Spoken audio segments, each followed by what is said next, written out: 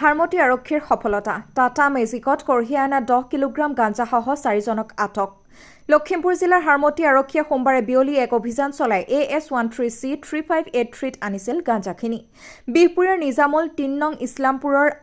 আফছিকুৰ হুছেইন মজিবুৰ ৰহমান ধৰ্মপুৰৰ মতিবুৰ ৰহমানক আটক কৰিছে ইতিমধ্যে হাৰমতি আৰক্ষীয়ে আৰক্ষী সূত্ৰই জনোৱা মতে তেজপুৰ দিশৰ পৰা আনিছিল উক্ত গাঞ্জাখিনি লখিমপুৰ জিলাৰ বিহপুৰ আৰু বঙালমৰা অঞ্চলৰ এই 4গৰাকী ব্যক্তি আনিছিল 10 কিলোগ্ৰাম গাঞ্জা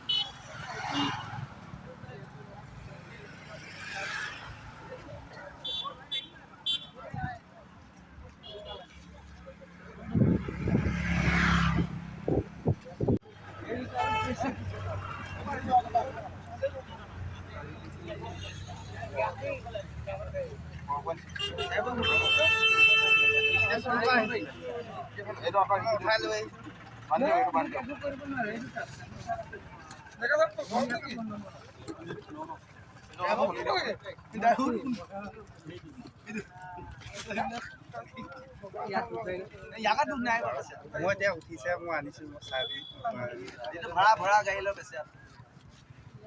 মানুহকেইটা তাতে গম পোৱা মই তাতে ট্ৰেইনত আহিছিলে তাৰপৰা ট্ৰেইনৰ টাইমটো চাই ষ্টেচনলৈ সোমাই দিলে তাৰপৰা সেইকেইটা বহিলে আৰু সিহঁত বহি আছে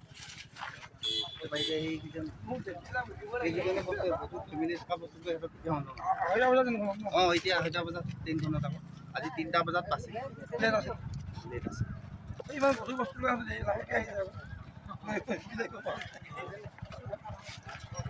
পেচেঞ্জিয়া মোক পাছত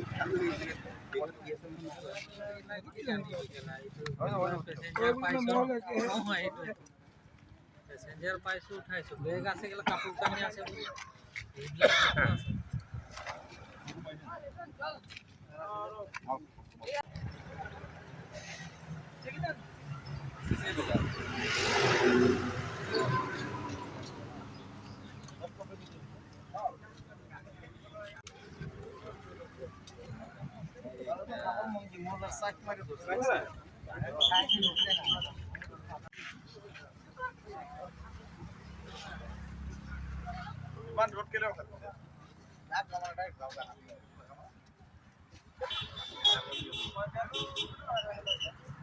উলিয়াব কিন্তু